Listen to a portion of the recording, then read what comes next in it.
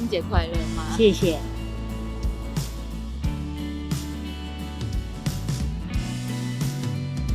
每一年的母亲节，你都送妈妈什么呢？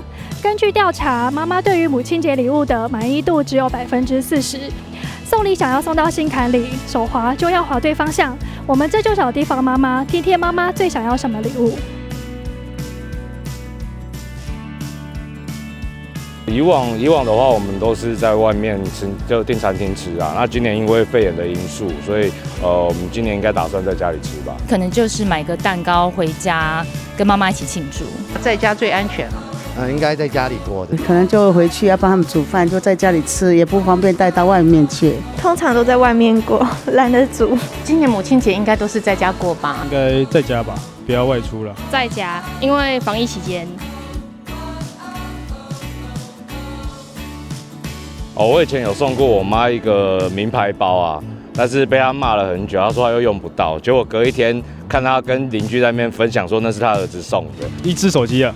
因为妈妈手机坏了，我们家就是送花、送蛋糕，这样就是要一起吃饭。有一些保养品啊，我保健食品我都会送啊，只要他有稍微透露一下，我就会送。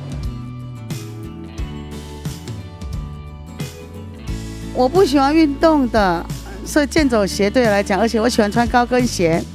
那 SK2 我还可以保养皮肤，我觉得挺好的。吹风机应该对我比较合适吧，因为我刚好很想要这个吹风机。可是你又坏掉了。可是你又没有每天在吹头发，没有每天在洗澡，不。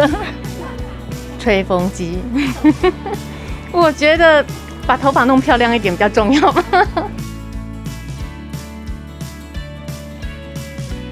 应该会选择妈妈按摩店，因为她在家里都会做家事啊什么，舒缓一下她的那个身上的负担。因为我觉得电动牙刷比较实际，因为它是每天在使用的。吹风机，因为吹风机它比较有在洗头，都会吹。应该是健走鞋的部分。母亲目前是鞋子还没有送过，对，所以我想要送她一双鞋子这样子。龙虾跟牛排组合。要是我的话，我想送猪脚礼盒，因为我妈还蛮喜欢吃猪脚，所以我应该会送她这个。